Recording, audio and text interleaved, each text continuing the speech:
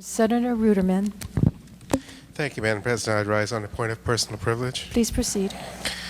I'd like to just share with the members the story, the sad news of the passing of the most iconic and influential member of my community, Robert Keliihoomalu, also widely known as Uncle Robert, passed away a few days ago.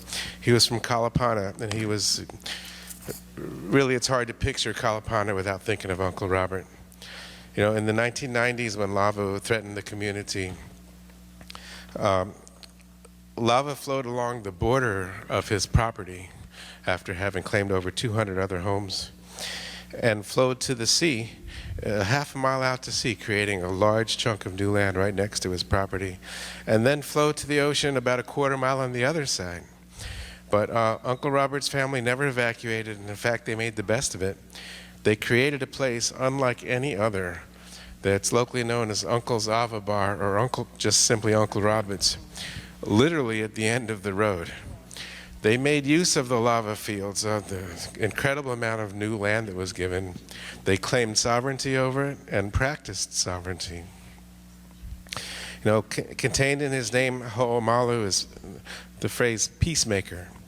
And really, Uncle Robert made peace with so many people in the community. And he made peace with the American government. He made peace with her Hawaii County government and with Pele herself.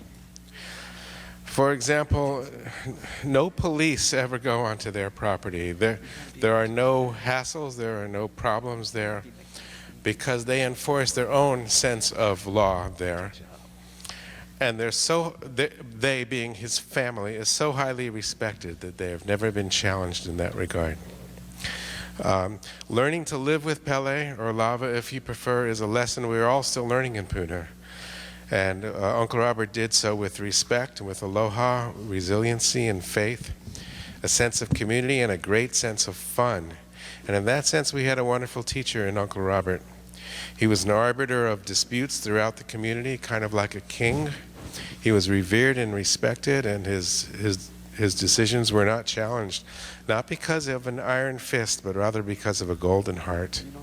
Everyone who met him describes him as regal, exuding strength, and remarkably humble.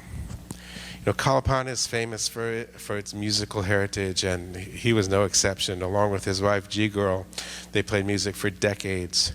And his sons carried on the tradition in what was known as the Kalapana Ava Band. It's great music, they had great energy, wonderful harmonies, they still have. And the family accepted all. They accepted everyone who wanted to be part of their scene.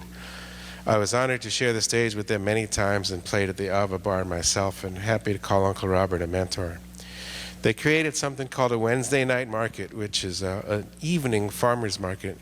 It's an absolutely unique situation that attracts 500 to 1,000 people every week to a place literally at the end of the road that seemed forgotten about at one point. Uncle made a sign that I'm paraphrasing here. He said, "Everyone is welcome. Please share our home, have fun. But intolerance, hatred, or violence are not welcome." And he enforced that with great love and aloha. It's a place where Hawaiians, local kids, visitors, hippies, gays and lesbians, old and young, all mix every week in peace and genuine harmony, having fun and growing community. I invite any of you who are interested to come and visit, and I almost guarantee you'll agree that there's no place like it on earth. Why I'm telling you this, I just feel it was important to share her story of aloha. And there's few people of which anyone can say that the community would not be the same without them, but that something could be said of Uncle Robert. I'm not calling for a moment of silence. I'd rather we celebrate his life than mourn his death. But he was really the best example of aloha that I've ever seen, in spirit and in action. And he changed the world for the better. Uncle Robert's legacy, and more important, the influence of his aloha, will outlive any of us here today. Thank you, Madam President. Thank you.